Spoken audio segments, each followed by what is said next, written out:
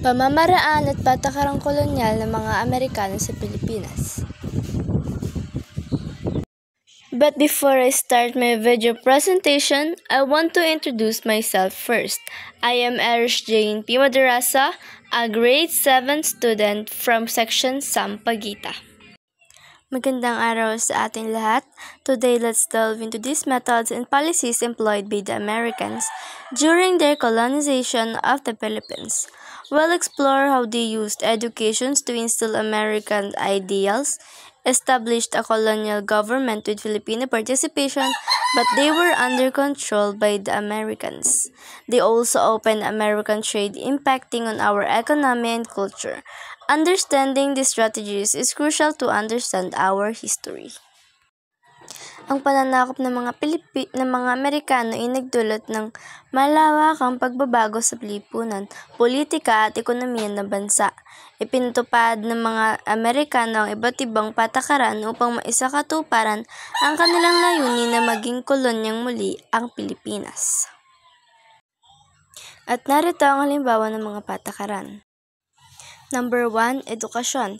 Isa sa mga pamamaraan ng mga Amerikano ay ang pagpapakilala ng sistema ng pampublikong edukasyon. Layunin nito na hubugin mga Pilipino ayon sa kulturang Amerikano at itanim sa kanilang isipan ang mga ideal na demokrasya at kapitalismo. Ang mga guro mula sa Estados Unidos na kilala bilang mga Thomasites ay dumating sa Pilipinas upang magturo ng Ingles, kasaysayan ng Amerika at iba pang mga asignatura. And here's more! Number 2, pamahalaan. Itinatag ng mga Amerikano ang isang pamahalaang kolonyal na may mga Pilipinong opisyal, ngunit kontrolado ng mga Amerikano. Ang Gobernador-General na hinilang ng Pangulo ng Estados Unidos ang siyang pinakamataas na opisyal sa pamahalaan. Ang mga Pilipino ay binigyan ng pagkakataon na makilahok sa pamahalaan sa pamamagitan ng paghalal sa mga kinatawan sa Asambleya ng Pilipinas. Number 3, ekonomiya. Binuksan ng mga Amerikano ang Pilipinas sa kalakalang Amerikano na nagdulot ng pagdepende sa ekonomiya ng Estados Unidos. Ang mga produktong Amerikano ay malayong nakapasok sa Pilipinas habang ang mga produktong Pilipino ay nagkaroon ng limitadong akses sa merkado ng Amerika. Ito ay nagresulta sa paglaki ng agrikultura sa Pilipinas, ngunit sa kapinsalaan ng industrialisasyon. And number 4, kultura. Pinalaganap ng mga Amerikano ang kulturang Amerikano sa pamamagitan ng musika, pelikula at iba pang anyo ng sining. Ang mga Pilipino ay nahumaling sa bagong kultural na impluwensya na nagdulot ng pagbabago sa kanilang pananamit, musika at iba pang aspeto ng kanilang pamumuhay.